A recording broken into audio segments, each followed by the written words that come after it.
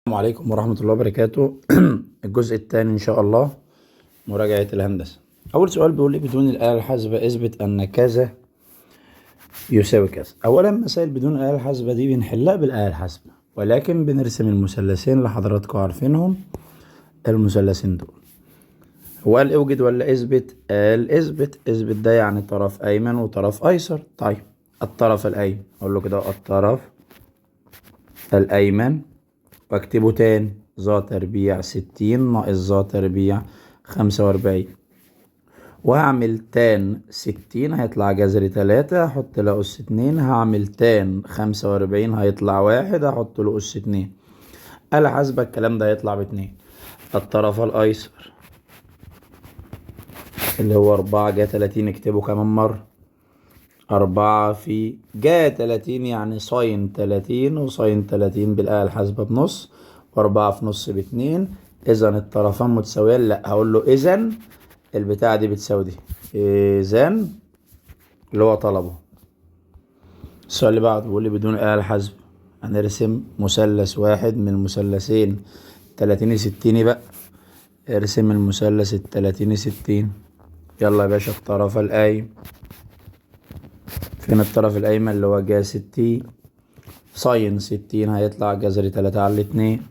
الطرف الأيسر اكتبه تاني 2 جا 30 جاتا 30، 2 في جا 30 يعني ساين 30 يطلع نص، جاتا 30 يعني كوزاين 30 هيطلع جذر 3 على 2. احسب الكلام ده بالآلة الحاسبة، طلع جذر 3 على 2 يبقى الطرفان متساويان. هقول له إذا الطرفان متساويين؟ لأ، هقول له إذا البتاعة دي بتساوي البتاعة دي. السؤال اللي بعد بيقول لك بدون آلة حاسبة اوجد قيمة، ما قالش اثبت، اوجد قيمة. ارسم المثلثين عشان برسم مع نفسك انت بقى، برسم مع نفسك. هقول والله يا استاذ جا 30 يعني ساين 30 آلة حاسبة، جاتا 60 يعني كوزاين 60 آلة حاسبة يطلع نص، 2 في جا 45 يعني ساين 45، جاتا 45 يعني كوزاين 45. ما تحسبش دي كلها بقى مرة واحدة، لو انا مكانك هحسب دول ودول وابقى اجمعهم. ده لو انا مكانك، نص زائد نص آلة حاسبة. ده لو انا مكانك يا حبيبي، لو انا مكانك بتكلم، لو انا مكانك احسب دول هيطلع يا سيدي 2 في جذر 2 جذر 2 على 2 يبقى جذر 2 في جذر 2 على 2 ب2 يطلع 1. 1 وواحد كام؟ 2 بس. بدون آلة حاسبة قال اوجد ولا قال اثبت؟ قال اثبت. يبقى ارسم بقى مثلثات الطرف الأيمن. هتقول له كده اهو الطرف الأيمن وتجيب ده.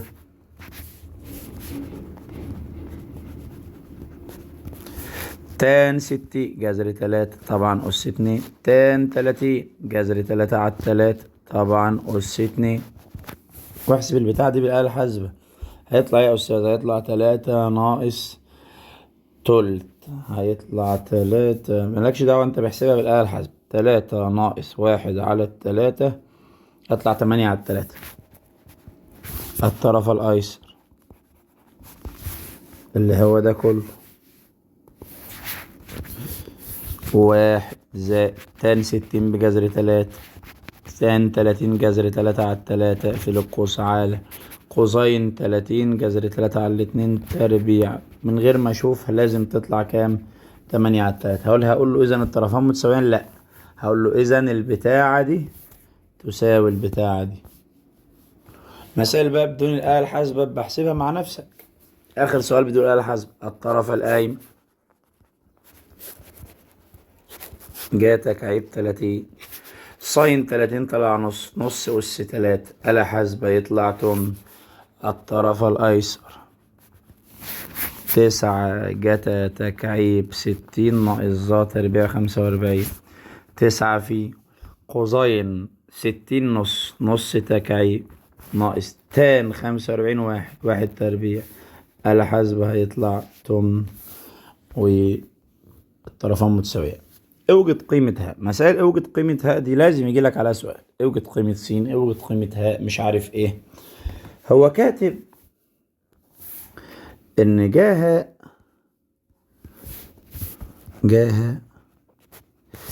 ساين 60 حاضر. قوسين 30 حاضر. قوسين 60 100. ساين 30 حاضر. ادي جاها. احسب البتاعة دي كلها على بعضها يطلع نص. حضرتك بقى هتعمل ايه؟ هتقوم جاي عامل شيفت ساين نص هيطلع 30. يبقى الهاء بكام؟ ب30. السؤال اللي بعده بيقول لي وجد قيمة س. طيب هو كاتب ايه؟ كاتب 2 جا س ساين 30 ماشي. قوسين 60 ماشي. قوسين 30 حاضر. ساين 60 على حاسب. ادي 2 جا س ونحسب دي بالآلة الحاسبة هيطلع 1. اقسم معاك كام؟ شاطر على الاتنين. فالجا س طلعت نص. هعمل ايه بقى؟ حضرتك هتعمل شيفت ساين نص هيطلع 30. يبقى السين بتاعتك بكام؟ ب30. مثال مهم بيقول لي برضو اذا كان 2 جتا س طلع ده بره بعكس الاشارة. يعني سيب هنا 2 جتا س وودي دي مكان الصفر. ما الصفر ملوش لازمة. موجب جذر 3 هقسم على 2. يبقى جتا س بجذر 3 على 2. هتعمل بقى المرة دي شيفت ساين ولا شيفت قوسين؟ شيفت قوسين. جذر 3 على 2 هيطلع 30. يبقى السين ب30.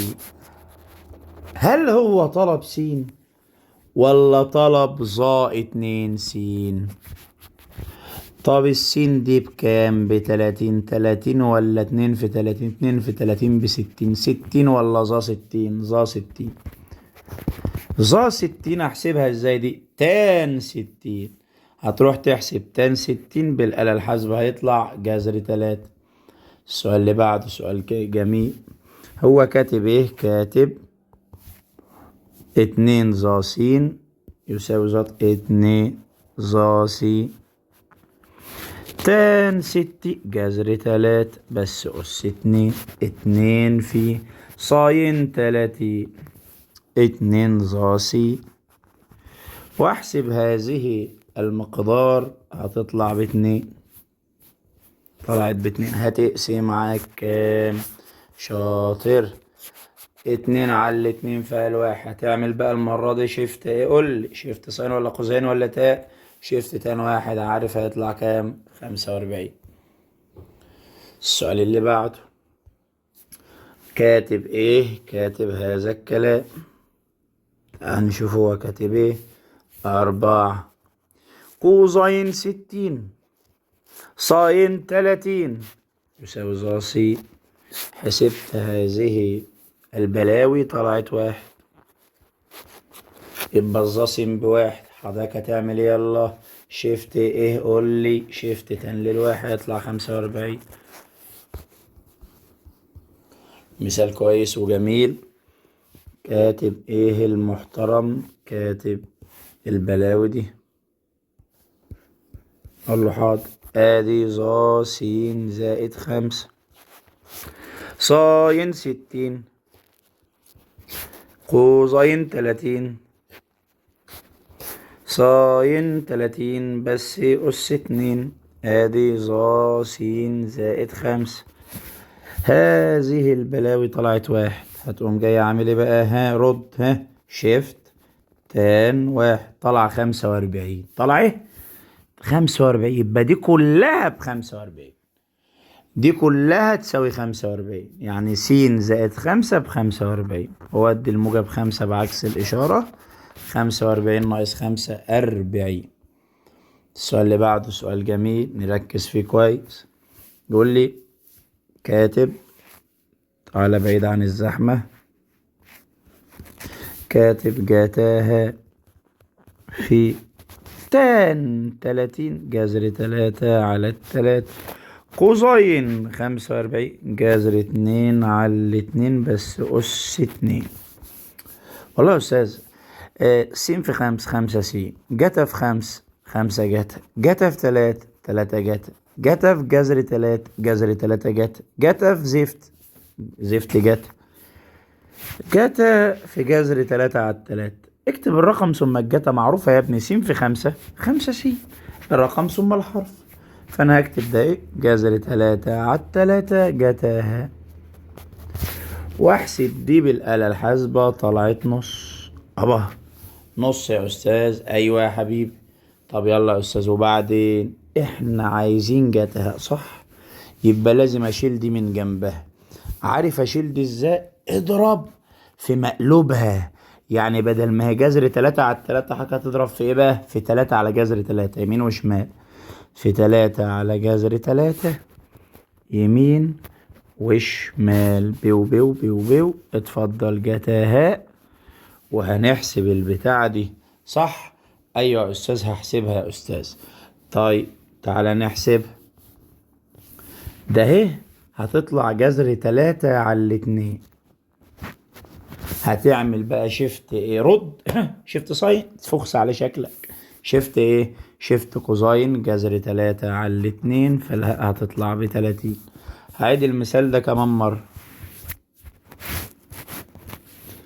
ادي جتاها تان 30 جذر 3 على 3. كوزاين 45 جذر 2 على 2 بس أس 2. اتفقنا هنكتب الرقم ثم الجت، يبقى جذر 3 على 3 جتاها. ودي بالآلة الحاسبة طلعت نص. أنا عايز أجيب الجت، أضرب في إيه؟ رد في المقلوب، في 3 على جذر 3. دول راحوا. اتفضل جتاها. حسبنا دي طلعت جذر 3 على 2. شيفت كوزاين جذر 3 على 2، فلا هتطلع 30.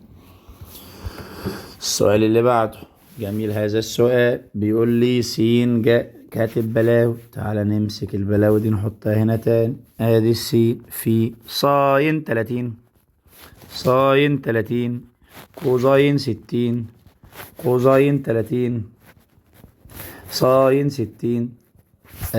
س في نص، قلنا الرقم يبقى قبل السين نص س. حسبت دي، عارف طلعت كام؟ طلعت 1. اضرب في كام؟ قول انت بقى. في 2 على 1. يبقى السين طلعت بكام؟ ب2. نفس الكلام.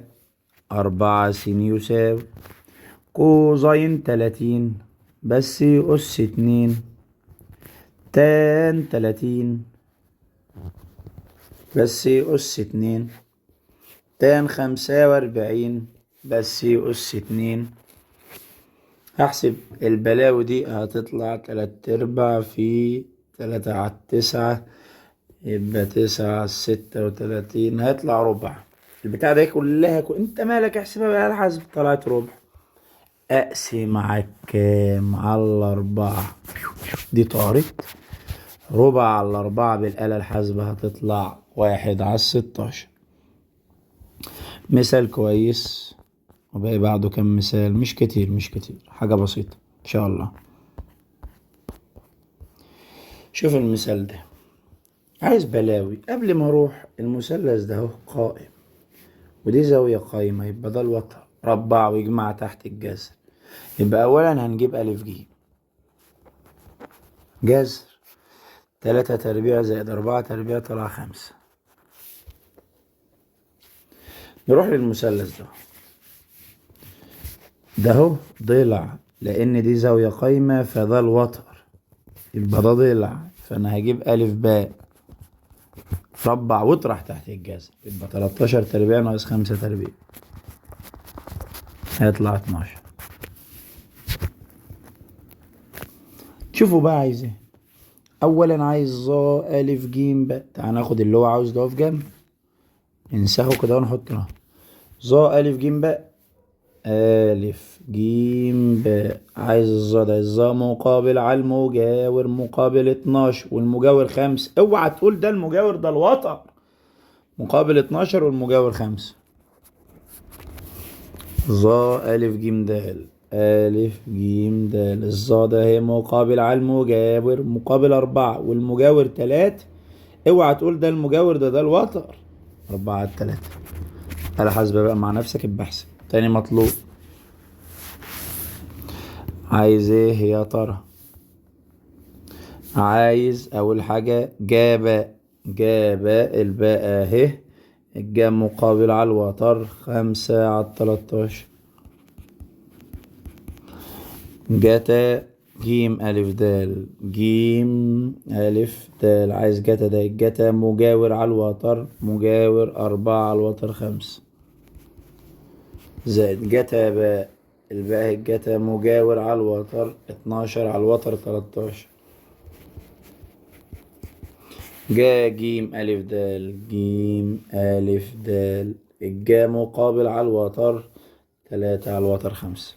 وبرضو بحسب بالآلة الحاسبة. شوف السؤال اللي بعده، رسمة زي دي. طيب قبل ما اشوف انا ببص على الرسمة لقيت زاوية 30، واحنا عارفين ان الضلع المقابل لزاوية 30 بيساوي نص الوتر، يبقى ده كده نص الوتر. طب انت شايف الوتر بكام؟ 8، يبقى ده ب4.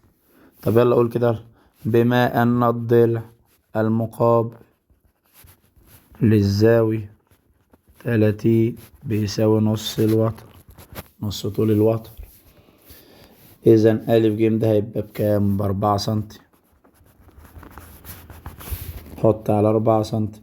روح بقى، ده ضلع ولا وتر؟ وتر. ربع واجمع تحت الجاز، ألف باء جاز. 4 تربيع زائد 3 تربيع، آلة حاسبة شقية، طلع 5. أولا هو عايز ايه؟ عايز ظا باء.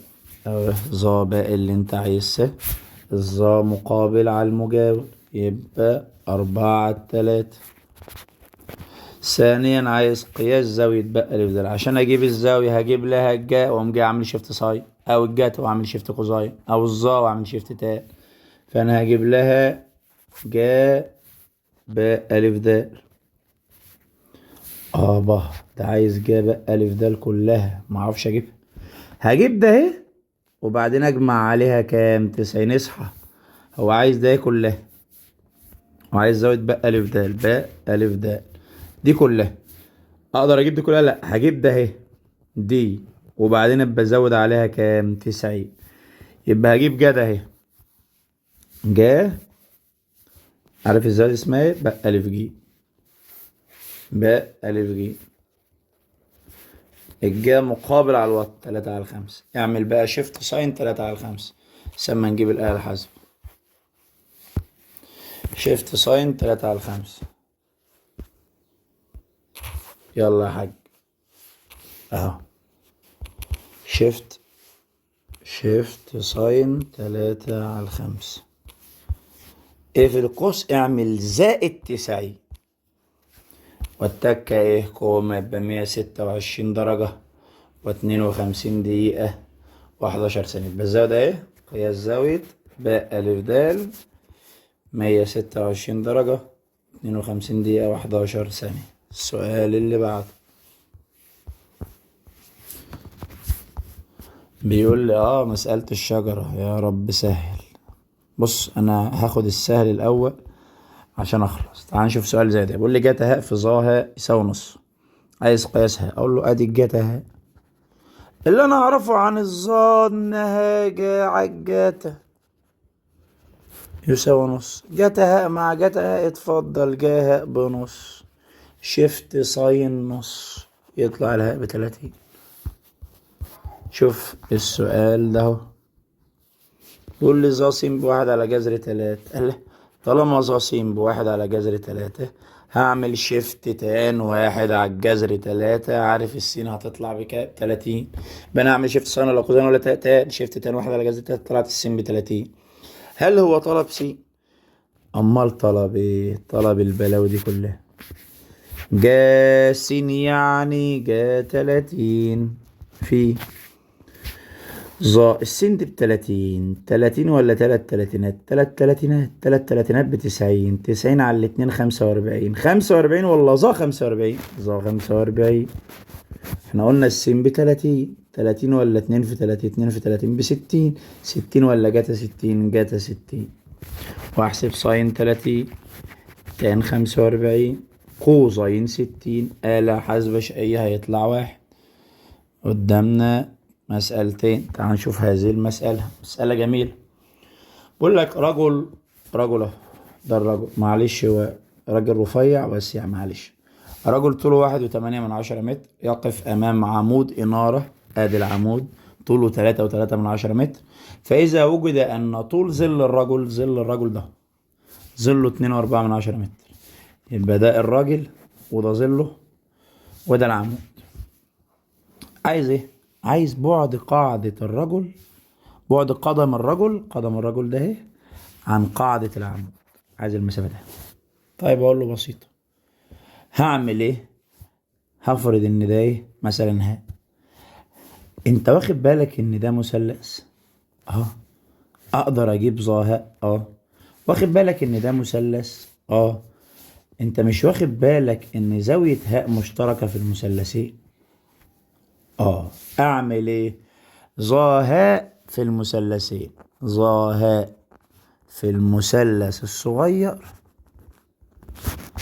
تساوي ظاهاء في المثلث الكبير. طب الظا مقابل على المجاور، مقابل على المجاور 1.8 على 2.4. ظاهر بقى في المثلث الكبير مقابل 3.3 على المجاور. ده كله مش معايا، ده كله مش معايا، ده انا معايا حتة منه، يبقى ده مش معايا. يبقى المقابل 3.3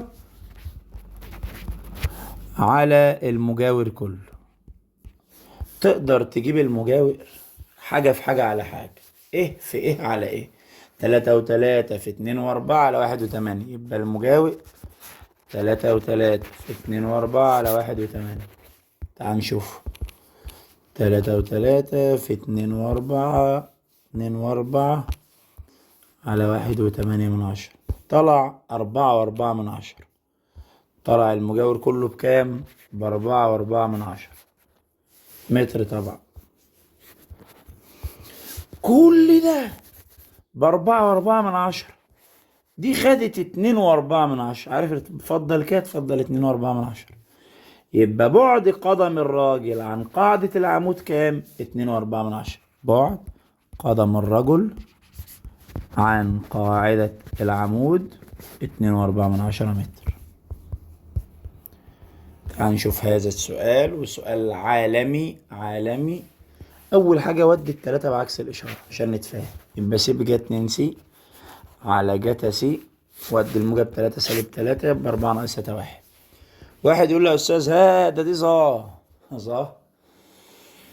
ايه يا متخلف؟ ظا جا على الجتا صحيح، ولكن لما تكون جا س على جتا س يبقى ظا س. جا 5 س على جتا 5 س يبقى ظا 5 س. جا 7 س على جتا 7 س يبقى ظا 7 س. لازم اللي فوق يبقى زي اللي تحت، ولكن دي جا 2 س ودي جتا س، ما ينفعش تبقى ظا. امال اعمل ايه يا استاذ؟ اعمل مقص. 1 في جا بجا، 1 في جتا بجتا. في قاعدة عارفينها، لما يكون الجا تساوي الجتا اعرف ان دي زائد دي يساوي 90. اعرف على طول ان 2 س زائد س يساوي 90. جوز سينات وسينية 3 سينات على كام؟ على 3 و90 على 3 فيها 30. آخر سؤال بأمر الله. بيقول لك بسبب الرياح كسر الجزء العلوي لشجرة. مسألة الشجرة حضرتك عارف إن ده الجزء السليم، دي الأرض، والجزء المكسور كان هنا والرياح عمالة تحرك فيه واتكسر. تمام. يبقى ده كده الجزء الإيه؟ المكسور. ده الجزء المكسور اللي هو كان فوق. طيب بيقول لك بسبب الرياح كسر الجزء العلوي لشجرة فصنع مع الأرض زاوية قياسها 60، يبقى زادي ب60.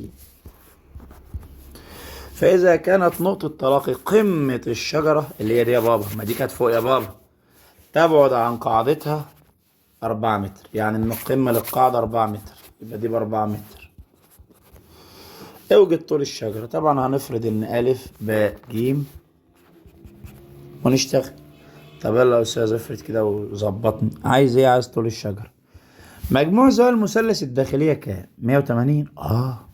وانت معاك 90 و60 يعني معاك 150. عارف باقي كام؟ باقي 30. الضلع المقابل لزاوية 30 بيساوي نص الوتر. ده ب4 يبقى الوتر كان 8. طب أستاذ حل بقى كده ايه الخطوات.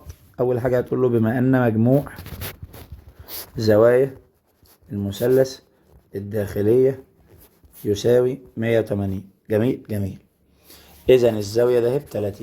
إذا قياس زاوية ألف بيساوي 30.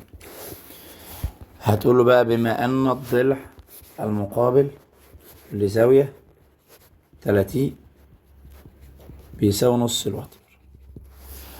يبقى الوتر بقى بتاعنا بكام؟ ب8 لأن الضلع ب4 يبقى الوتر ب8. يبقى ألف جيم ب8 متر بقى أكيد. متر مش بالسنتي، متر. لأن هنا قال لك 4 متر. المهم يبقى احنا جبنا ألف جيم ب8 متر. بقى لنا ألف باء ضلع ولا وتر؟ ضلع. ربع واطرح تحت الجذر. يبقى جذر 8 تربيع ناقص 4 تربيع يطلع 4 جذر 3 متر. الراجل عايز ايه؟ عايز طول الشجرة. طول الشجرة ده الجزء السليم زائد الجزء المكسور. يبقى 4 جذر 3 زائد 8. طول الشجرة 4 جذر 3 زائد 8. 4 جذر 3 زائد 8 يطلع. بص على الناتج اللي تحت. 14 علامة 9 يعني تقريبا 15 متر. تقريبا 15 متر. وكده انتهت الحصة، والسلام عليكم ورحمة الله وبركاته. نكتفي بهذا.